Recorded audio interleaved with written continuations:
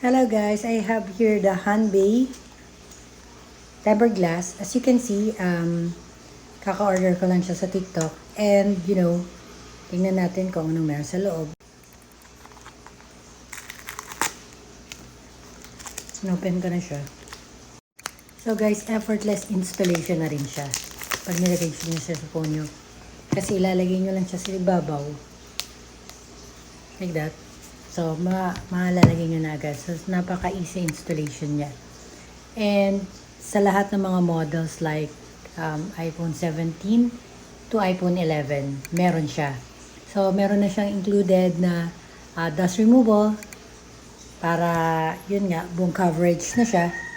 And, meron din siyang offers privacy screen features to keep personal information safe. Alam niyo na, may mga kapitbahay na katabi natin, tumitingin sa mga text natin, ang mga ginagawa natin sa cellphone natin. Tapos, nag-withstand din niya ang daily wear and tear. So, yun. This one, install ko na siya and I will, make pakita to you on how to install this tempered glass.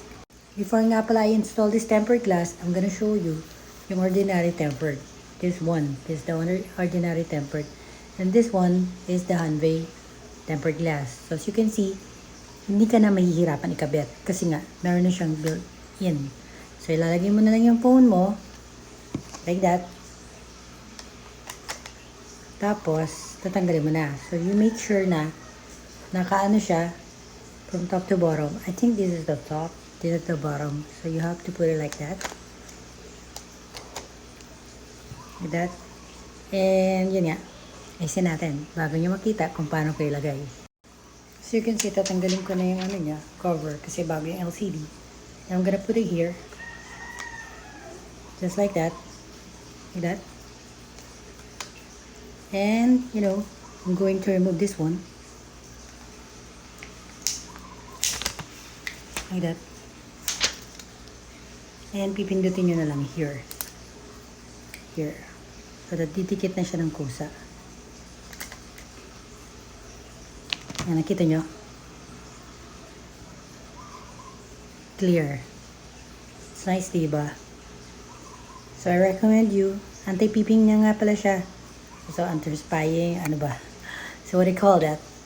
So, para may privacy, you cannot see. But, it has light. Like that. So, buy na kayo ng Hanbei tempered glass. So, easy installation na rin siya, guys. Hindi na kayo mahirapan. And napakamura lang niya. So, thank you.